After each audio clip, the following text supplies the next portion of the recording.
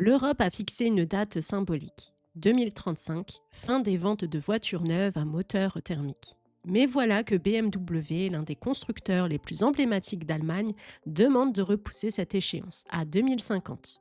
Une annonce qui relance le débat sur l'avenir de la mobilité, l'environnement et le rôle des constructeurs dans la transition énergétique. En mars 2023, l'Union européenne a entériné son pacte vert, le Green Deal. Parmi ces mesures phares, interdire dès 2035 la vente de voitures neuves équipées de moteurs essence ou diesel.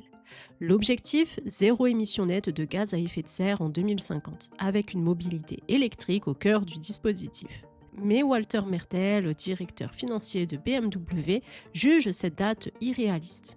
Selon lui, les fabricants devraient tous se vendre vers 2050. Il plaide pour une approche plus large du bilan carbone, incluant les batteries majoritairement produites en Asie, dont la fabrication est extrêmement énergivore. Nous devrions nous orienter vers une réduction permanente du CO2 plutôt que de nous limiter à la technologie électrique. BMW soulève une question légitime.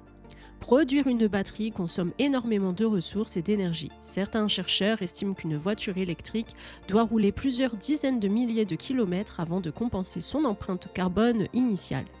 Le débat oppose donc deux visions. Premièrement, décarboner à tout prix en passant au tout électrique, ou prendre en compte l'ensemble du cycle de vie d'un véhicule, production comprise. Pour Stéphane Bratzel, spécialiste du secteur automobile, repousser l'objectif enverrait un mauvais signal. Selon lui, la transition vers l'électrique est difficile, certes, mais nécessaire. D'autres craignent que revenir en arrière ne ralentisse l'innovation et favorise la dépendance à la concurrence chinoise déjà en avance sur les véhicules électriques abordables. Derrière ce débat se cachent aussi des réalités économiques.